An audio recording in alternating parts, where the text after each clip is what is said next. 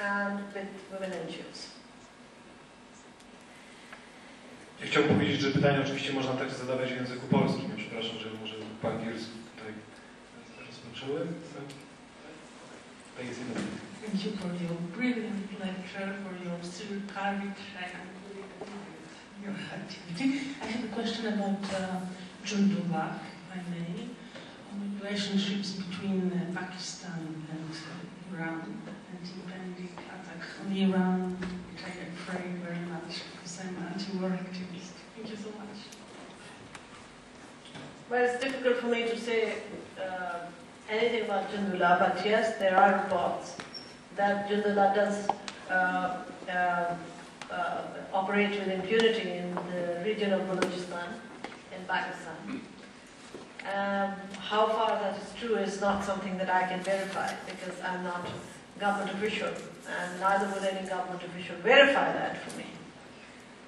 But this is a fear that we have, because if that is true, in case, though I don't know about it, that means that it's not only just impunity from the people or the intelligence in Pakistan, that means the Americans are also operating there, which means there's another dirty game going on there, that you scratch my back and I scratch your back with the intelligence of Pakistan, and we know where that will end us into. One other question. Hello, my name is Bartosław. I'm a student of Collegium Civitas here in Warsaw.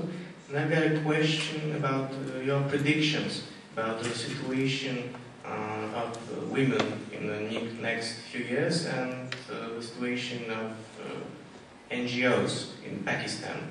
Because since the General Musharraf is no longer having the power such he had as a president, so what are your predictions now about the new government that you've got for some time now, and in the next few years, I guess? Thank you. Well, General Musharraf is no longer there, and when he was there, he was not protecting women or NGOs, I can assure you. He was in fact making what we call gongos, his own NGOs, that were very much affiliated with the military.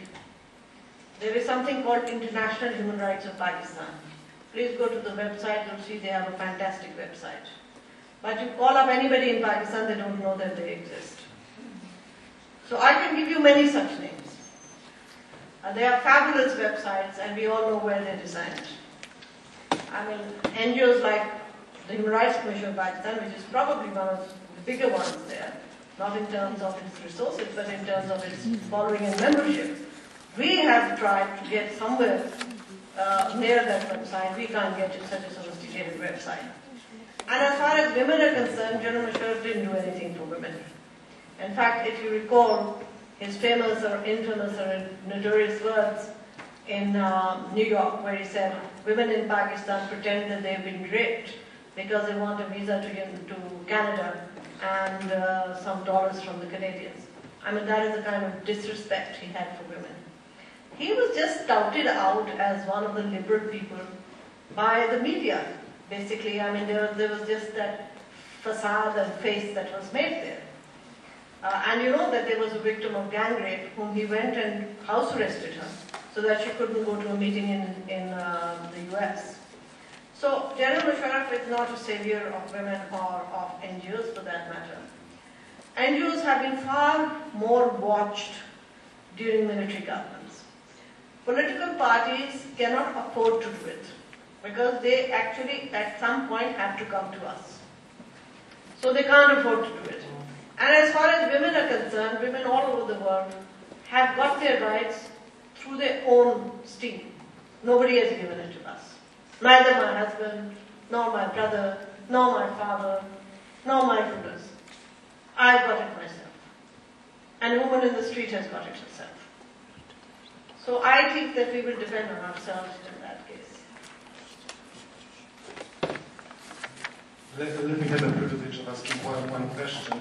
In Poland we had a debate last year concerning judges and judges' remuneration, and there were different forms of protest used by judges. They, first of all, they didn't want to adjudicate cases during particular days, to make hearings, or they even threatened that they will local elections to the European Parliament. And I know that in Pakistan the protest by lawyers is also one of methods to counteract the power, and the Chief Justice was especially active in this field. And could you please comment on this, how it works, what is the practice in this area? Well, like we discussed it last evening, and I told you that there was never a single day that the judges went on strike. The judges were told to leave, that is a separate matter, and they were asked not to work, that's a separate matter. But it was the lawyers that went on strike. And in the beginning, the Chief Justice also didn't do anything except visit bar rooms. And there he gave a speech. In fact, and then he was restored, and then when he was again dismissed, that is when he started giving more politicized speeches. And many of us criticized that. Many of us were very cautious that he's going too far. And we believe politicization of the judiciary is always counterproductive.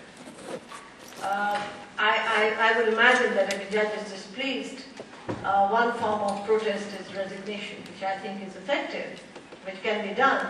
But for judges to sit and strike and to make a kind of a trade union, in my view, is inappropriate. Maybe I am a little conservative in this way.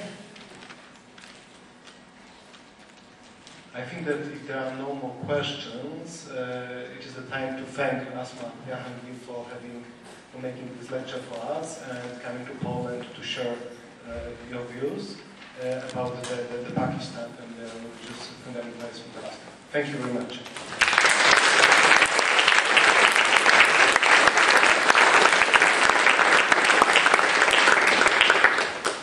I would like to invite you all for... Chciałbym wszystkich Państwa zaprosić na mały poczęstunek, który jest tutaj przy wyjściu. Chciałbym bardzo serdecznie podziękować za pomoc w organizacji wykładu pani Barbarze Grabowskiej. Basia. Chciałbym także podziękować tłumaczom za wspaniałą pracę. Dziękuję bardzo.